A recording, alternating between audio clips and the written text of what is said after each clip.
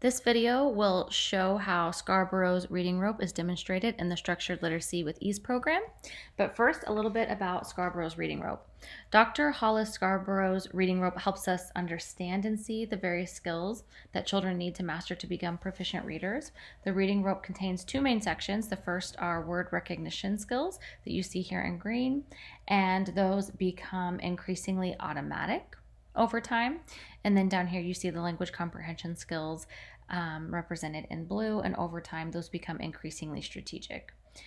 So all of these skills are necessary for skilled reading to take place. Also, it's important to notice that these components are interconnected, and if one strand is weak, it affects the entire rope. Just like in reading, if any one skill is weak, it can affect the entire reader as a whole.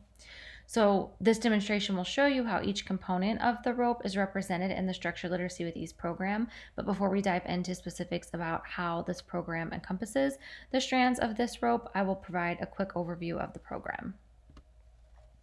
Structured Literacy with E.A.S.E is really broken up into 6 modules. You might say 7 because there is a supplemental sequence at the end. We call these modules sequences.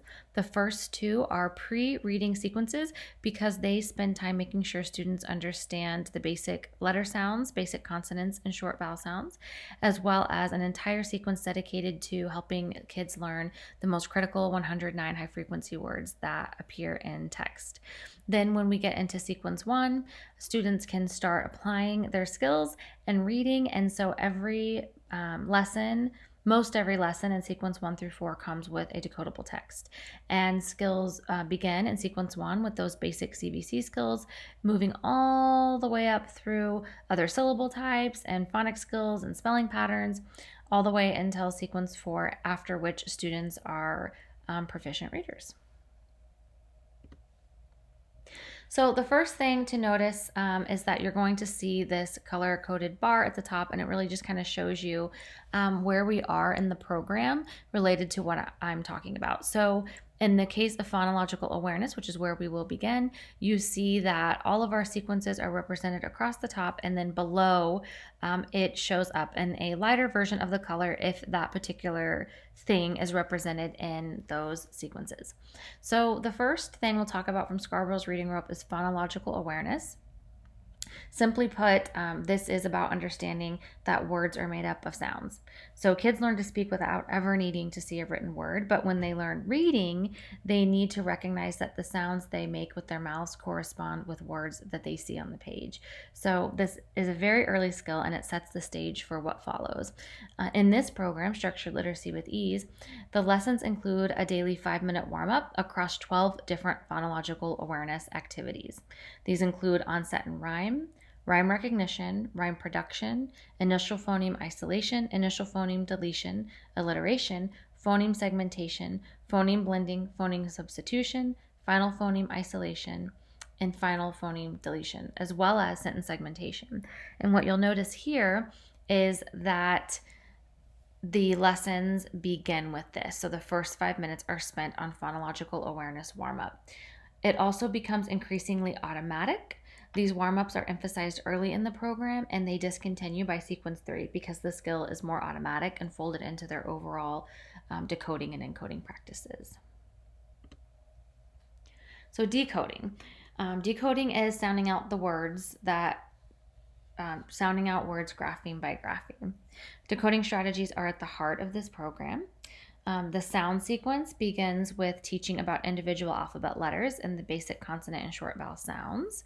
You see some graphics here from the sound sequence. We have, again, 26 lessons, so 1 for each letter of the alphabet. We also have some basic letter formation and identifying where you hear the sound in a word, beginning, middle, or end, as well as identifying where you see it. So we're starting to make that connection from sound to print whenever we start the whole program in the sound sequence. So students begin to understand that alphabetical symbols represent sounds that they hear. The program also includes sound spelling, beginning with basic alphabet sounds and moving into the spelling of sounds that can be represented in multiple ways. So early on, students will use this spell a sound sheet as they say the sound while they write the letter that goes with it. And then when they move out of basic consonants and vowel sounds into more complicated, let's say long vowel sounds. There are multiple ways you can write a long vowel sound. So then they move into more of a notebook where they list all the ways they know how to spell that sound. So that helps them to really increase that knowledge. The program also uses nonsense words to warm up reading activities to ensure that skills become they're really using those decoding skills. You see an example here of a snippet from a lesson plan where they would use nonsense words representing the skill to warm up. And this just ensures they can really use that skill without relying on context clues. So these skills become increasingly automatic as students go from identifying letters and their basic sounds to applying them to words, then sentences, then entire decodable texts. The program has 4 skill categories through which decoding skills are taught. Those are isolated sounds, spelling rules, affixes, and syllable types and division rules, which I'll talk about very briefly each one. So with decoding isolated sounds, you can see that this is an important part of the entire program. When students are introduced to a new sound, they are given this graphic that they use, and they can do multisensory exercises to reinforce the phoneme that goes with the grapheme. There are also basic sound posters that represent just the basic consonant and short vowel sounds. But then later in the program, there are sound posters that look more like this one that you see here, where all the different or the most common ways to make the sound are represented on that poster. This is where phoneme graphing mapping becomes really important, and students are given mapping mats that they can use as they map words. They can also move on to a whiteboard, especially in those multisyllabic words that have more than 5 sounds in them. And there are also word chaining activities where students build a word and then change out one sound to create a whole new word. And that you will see through all of the isolated sounds lessons. The spelling rules and affixes lessons are very similar. They follow a similar format, but the important thing to notice here is that these are explicitly taught. So spelling rules are explained and described in ways that kids can understand. Similar to the affix lessons, which explain the meaning of a prefix or suffix and how it changes a base word. So those are explicitly taught, and as you can see over here, words are mapped just like they were in isolated sounds, but an additional layer is added with those affix lessons where students really start breaking apart words and writing out their meaning. So it's part spelling and also part vocabulary lesson.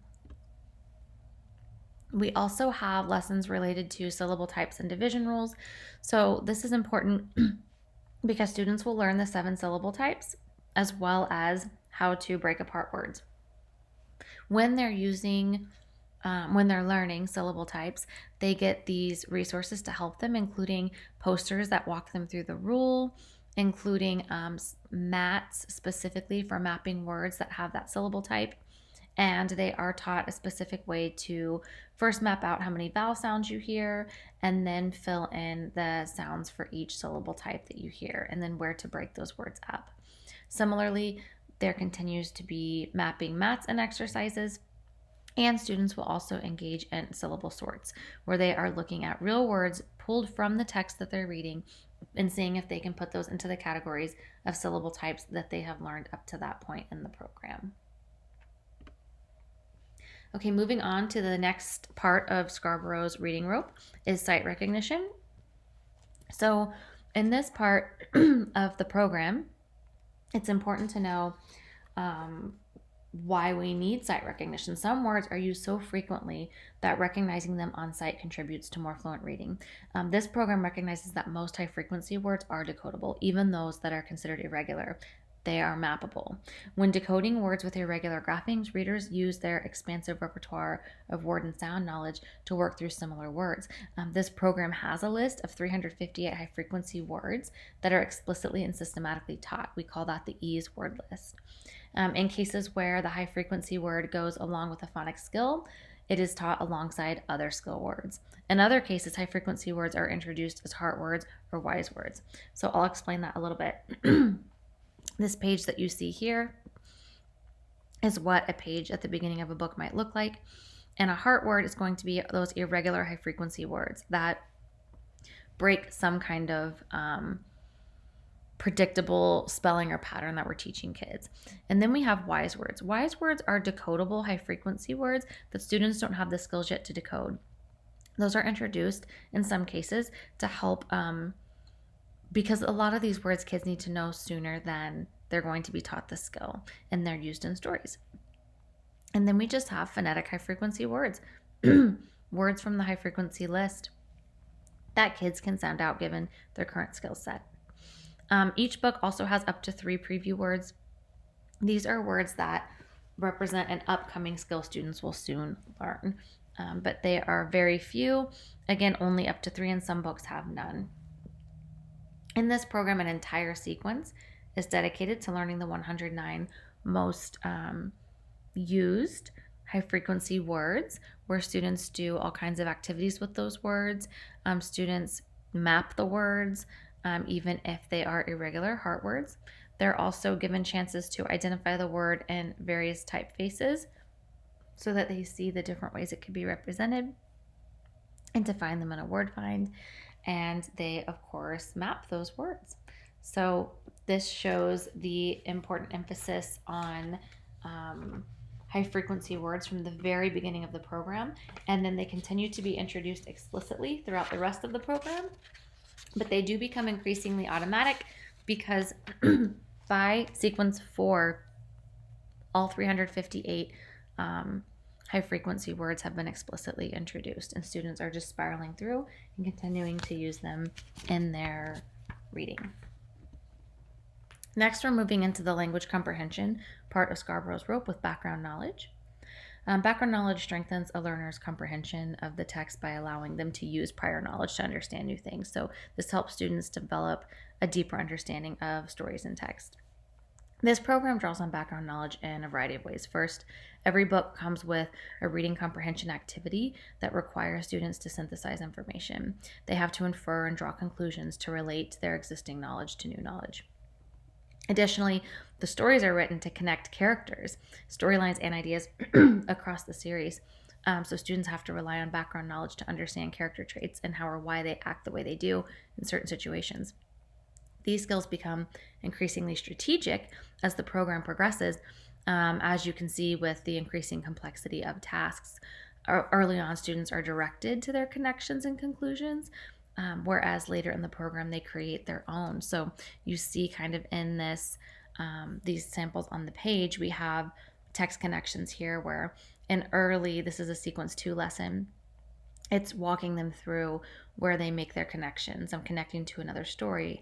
I've had this experience. I've seen this in the news.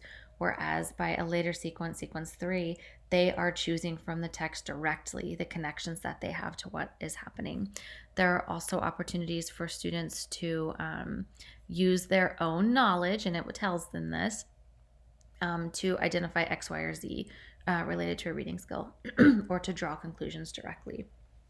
So every lesson comes with a comprehension piece, and you'll see these throughout the rest of this presentation, but they always use some comprehension skill or strategy, an inferring question, and then vocabulary, which we'll talk about more in a moment.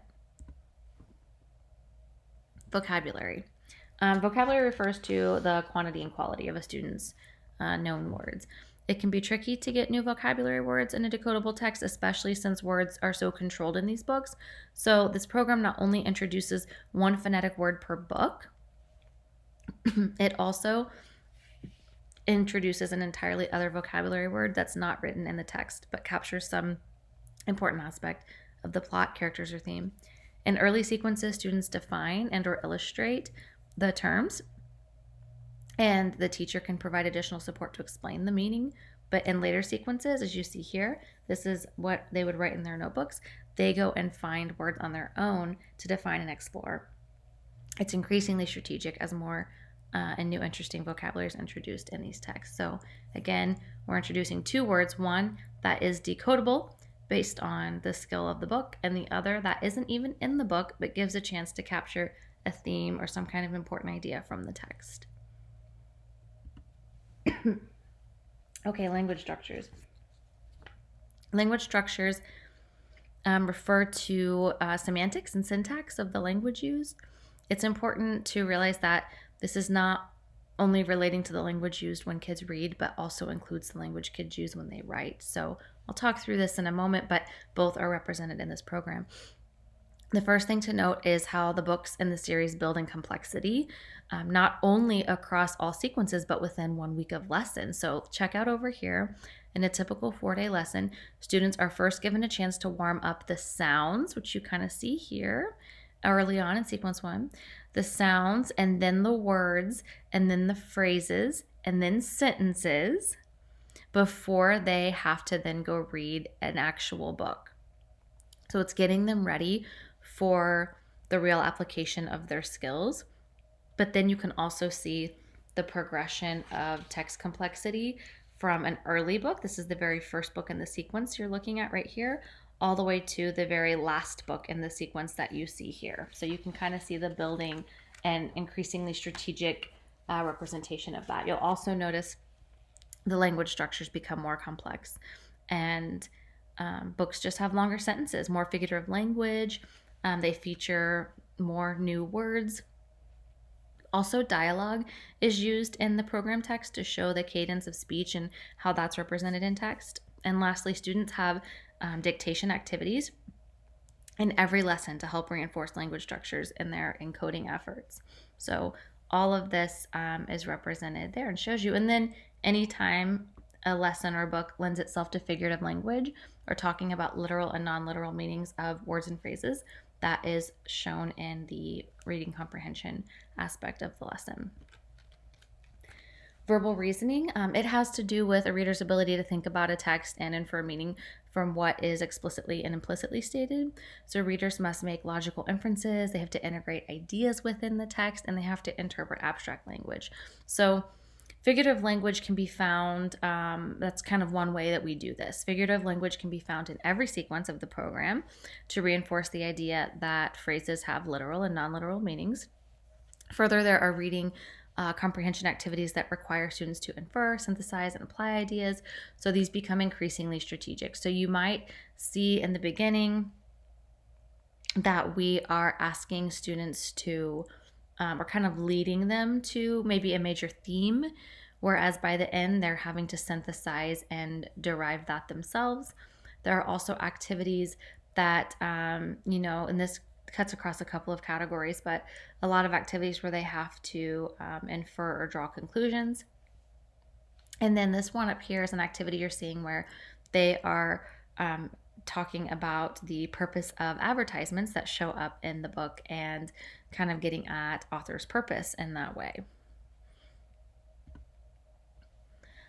Last, literacy knowledge. So this is the understanding of the purposes, features, and conventions of the text. So this program puts real books in the hands of even the youngest learners. They become accustomed to things like simple print concepts, holding a book, turning the pages, reading left to right, and things like that. They practice in these scaffolded work pages before they apply their knowledge to full books. So again, they're going through and kind of getting this scaffolding of print concepts, but then they get to go in and practice right away with real books. As far as genre goes, we do stick with fiction in this series with such controlled vocabulary. We didn't feel we could do justice to nonfiction readers and all the domain-specific vocabulary that they require. But we do begin with fantasy, where, the animals talk and wear clothes. And then we transition the world into including humans, I believe, by sequence 3. And then by the end of the series, we end with realistic fiction. So we do have fiction represented in a variety of ways. Students are also asked to reflect on the genres and things such as author's purpose within the series through the use of the reading activities that you can see kind of over here. We'll say, what are clues this book is fiction? This is kind of an earlier way to interpret this, where they can say, the pig is wearing a hat. The animals talk to each other. The animals go skiing, or any of those clues, all the way to, just 2 sequences later, they're categorizing on their own things that could happen in real life, things that could not. And then over here, they are continuing to derive information about the genre of the story. So, though there are not a variety of genres represented due to the controlled vocabulary, there is opportunity to discuss within the fiction genre in the program. Lastly, this slide is just here to recap all the different activities that we have in the program and how they're represented in each sequence across the top. So this is a nice little tool to peek at to see a recap of what the program has to offer.